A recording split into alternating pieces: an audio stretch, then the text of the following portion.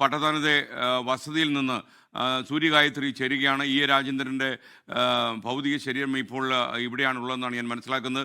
സൂര്യഗായത്രി എപ്പോഴാണ് എക്സാക്ട്ലി മരണം സംഭവിച്ചത്?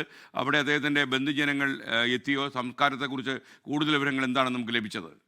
SK ഇന്നലെ രാത്രി 12 മണിയോട് കൂടിയാണ് മരണം സംഭവിക്കുന്നതെന്നുള്ളതാണ് ബന്ധുക്കളുടെ ഭാഗത്തു നിന്ന് അറിയാൻ സാധിക്കുന്നത്. ഞാൻ നിൽക്കുന്ന പട്ടത്താനത്തുള്ള കുടുംബ വീട്ടിലായിരുന്നു അന്ത്യം. ഏറെ നാളായിട്ട് അസുഖത്തെ തുടർന്ന് അദ്ദേഹം അവശനിലയിലായിരുന്നു. വീട്ടിൽ തന്നെ വെച്ചാണ് ഈ മരണം സംഭവിക്കുന്നത്.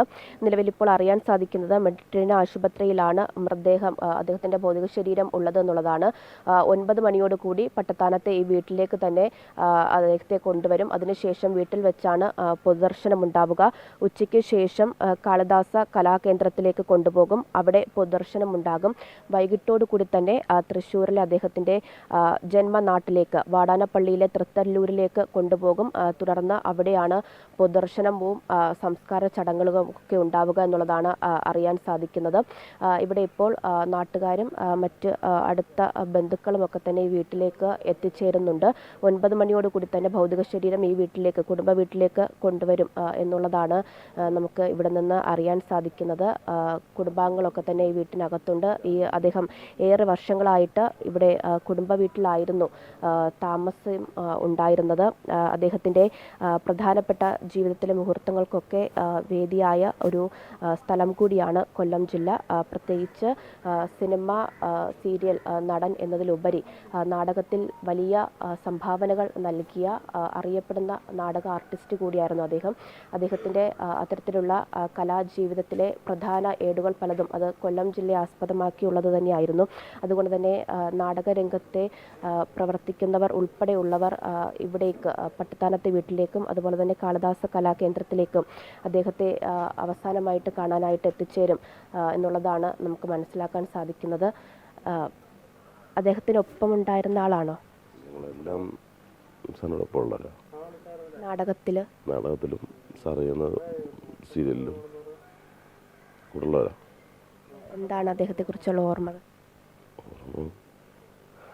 പെട്ടെന്ന് പറയാൻ പറ്റുന്ന ഓർമ്മയൊന്നുമല്ല. ഞങ്ങൾക്ക് ചേട്ടനും അത് അദ്ദേഹത്തിനൊപ്പം നാടകത്തിലൊക്കെ പ്രവർത്തിച്ചവരാണ്. കണ്ണു നിറഞ്ഞുകൊണ്ടാണ് അദ്ദേഹത്തെക്കുറിച്ചുള്ള ഓർമ്മകൾ ചോദിക്കുമ്പോൾ പങ്കുവയ്ക്കുന്നത്.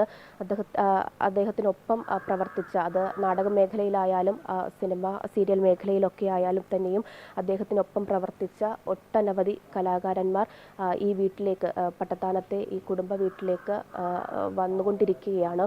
അവർക്കൊക്കെ എനിക്ക് അപ്രതീക്ഷിതമായിട്ടുള്ളൊരു വിയോഗമായിപ്പോയി എന്നുള്ളത് തന്നെ പറയണം. ഏറെ നാളായിട്ട് ഈ രോഗബാധിതനായിട്ട് അവശനിലയിൽ ചികിത്സയിലായിരുന്നെങ്കിലും ഈ മരണം അപ്രതീക്ഷിതമായിരുന്നു എന്നുള്ളത് തന്നെയാണ്. അങ്ങനെ ആരും പ്രതീക്ഷിച്ചിരുന്നതല്ല. ഇന്നലെ രാത്രി 12 മണിയോട് കൂടിയാണ് ഈ വിയോഗ വാർത്ത അറിയുന്നത്. അദ്ദേഹത്തിനൊപ്പം ഉണ്ടായിരുന്ന ആളാണോ? അദ്ദേഹത്തിനൊപ്പം ഡയറക്ടറാണ്. അത് നമ്മൾ പുതിയ സീരിയലിൻ്റെ ഡയറക്ടറായിരുന്നു. പുള്ളി അതിൻ്റെ ആർട്ടിൽ വർക്ക് ചെയ്യുന്നു. നമ്മളതിൻ്റെ ഡയറക്ഷൻ ഡിപ്പാർട്ട്മെൻറ്റ് തന്നെ വർക്ക് ചെയ്യുന്നു. പിന്നെ ഇന്നലെ പുള്ളി ഉണ്ടായിരുന്നു. നമ്മൾ ലൊക്കേഷനിൽ ഫുള്ളായിട്ടുണ്ടായിരുന്നു. ഇത് പാക്കപ്പ് ആവണ വരെ പുള്ളി അവിടെ ഉണ്ടായിരുന്നു.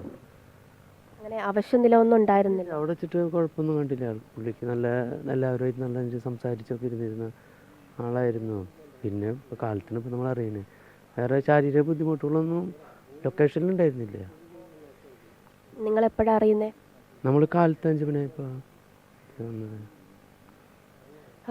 അദ്ദേഹം ഏറ്റവും ഒടുവിൽ പ്രവർത്തിച്ചിരുന്ന സീരിയലിലെ സംവിധായകരും അതിനൊപ്പം ഉണ്ടായിരുന്ന മറ്റ് പ്രവർത്തകരും ഒക്കെയാണ് ഉള്ളത്. അവർ പറയുന്നത് കഴിഞ്ഞ ദിവസവും അദ്ദേഹം ഈ സീരിയലുമായി ബന്ധപ്പെട്ടുള്ള ജോലിയൊക്കെ കഴിഞ്ഞ് പ്രവൃത്തിയൊക്കെ കഴിഞ്ഞിട്ട് വന്നതാണ് എന്നുള്ളതാണ്. അതായത് ആരും പ്രതീക്ഷിച്ചിരുന്നില്ല, അത്തരത്തിൽ വലിയ അവശനിലയിൽ ആയിരുന്നില്ല ഈ സമയത്തൊന്നും എന്നുള്ളതാണ്. പക്ഷേ ഏറെ നാളായിട്ട് ഈ കരൾ സംബന്ധമായിട്ടുള്ള അസുഖത്തെ തുടർന്ന് അദ്ദേഹം ചികിത്സയിലായിരുന്നു. ഇന്നലെ 12 മണിയോട് കൂടി അത് വലിയ അവശനിലയിലേക്കാവുകയും മരണം സംഭവിക്കുകയുമായിരുന്നു എന്നുള്ളതാണ് ബന്ധുക്കളുടെ ഭാഗത്തു നിന്ന് അറിയാൻ സാധിക്കുന്നത്.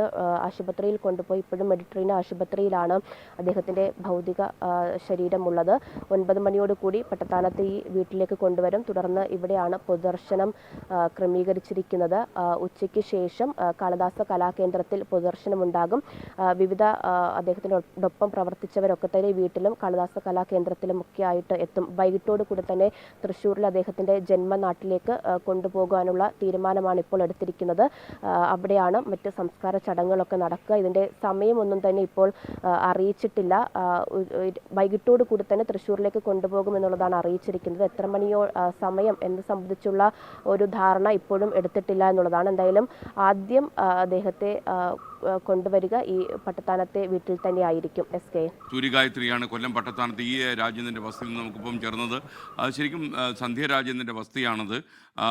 തൃശ്ശൂർ സ്വദേശിയായ രാജേന്ദ്രൻ സന്ധ്യ വിവാഹം കഴിച്ചതിന് ശേഷം കൊല്ലത്തായിരുന്നു കുറച്ചേറെ കാലമായി താമസം എന്ന് മാത്രമല്ല കാളിദാസ കലാകേന്ദ്രത്തിൻ്റെ പട്ടത്താനത്തെ ഓഫീസിലും സജീവ സാന്നിധ്യമായിരുന്നു.